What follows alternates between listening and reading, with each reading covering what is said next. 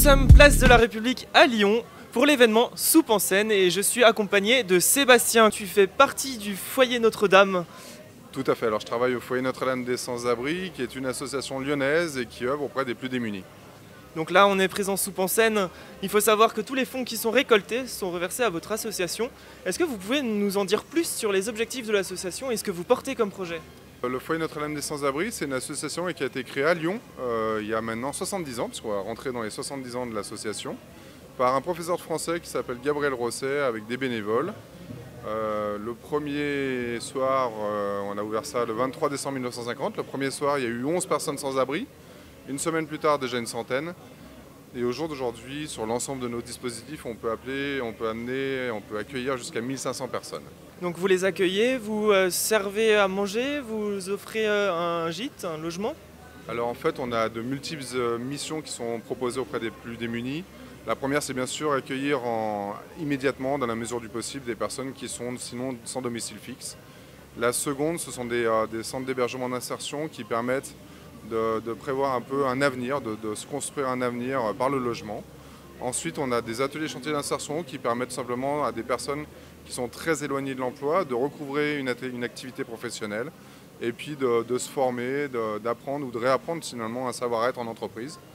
On a aussi des bric-à-brac un peu comme Emmaüs qui sont des magasins dans lesquels on va vendre des produits de seconde main qui nous permettent de financer nos actions sociales. On a des accueils de jour, on a aussi des actions de santé.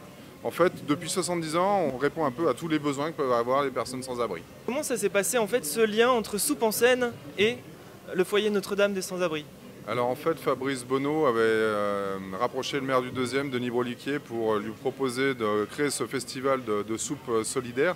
Et Denis Broliquier a tout de suite pensé au foyer Notre-Dame des Sans-Abri, puisqu'il nous connaît bien. On a depuis 8 ans organisé ou co-organisé, où on était bénéficiaire de l'opération Soupe en scène.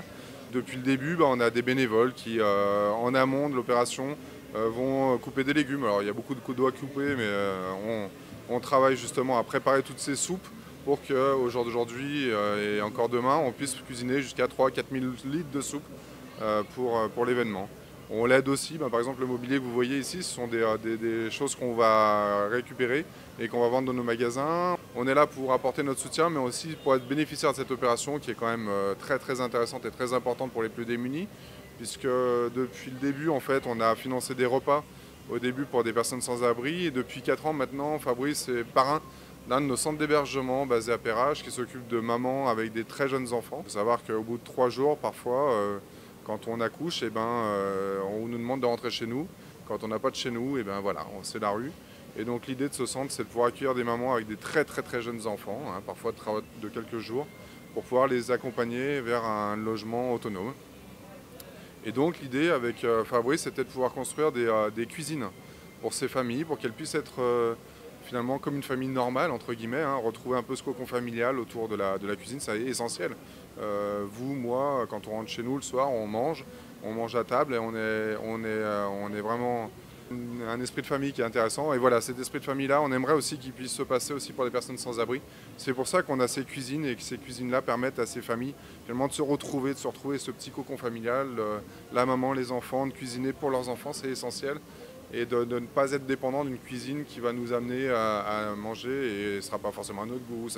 Voilà, on recrée grâce à ça, grâce à ces cuisines un peu, on crée une dynamique auprès de ces familles.